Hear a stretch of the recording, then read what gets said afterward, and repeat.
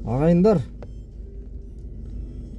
бір кейінгі осы жаңалықтар, 1-2 жылдың жаңалықтары масқара. Күннен күнге бір жақсы жаңалық естиміз ба, біз естімейміз ба? Қазақ халқы тек қана жаман жаңалықтар.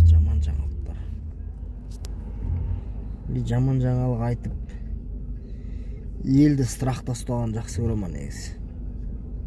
Қорқып отырсын, дірілдеп отырсын деп. Қой деп.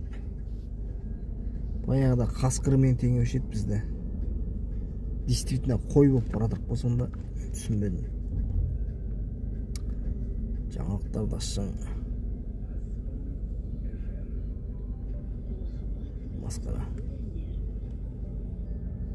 Сырт жақтан келіп атқан адамдар, кешегі анау блогерлар аузына келген нәрсені айтып спокойно жүре береді. Оған өзім кейбір жас қазақ бауырларым бізге келсеңдер қыз тауып береміз деп қуып жүр. Білмейсің әйтеуір кім не болып жатыр бұл. Бізде мынандай жаңалық шыға ма? Қазақтар сіздердің арқаларыңызда, сіздердің деп мұғы, сіздердің ата-бабаларыңыздың арқасында ұлан ғасыр жеріміз бар, байлығымыз бар. Сол себепті өздеріңіздің үлестеріңізді алыңыздар деп мына жастарға үй салып берсе, баяғы кезіндегі жастарға да берді ғой, тура сондай. Жері жоқтарға 20 сот жерден жер бөліп берсе, түсінбеймін вообще. Қалай сондай жаңалықтар айтылмайды бізде?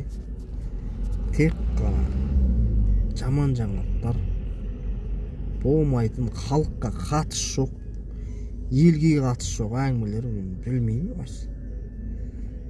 Неге сондай нелермен күреспейді, мен түсінбеймін. Банктардың проценттерін азайтумен ап күреспейді.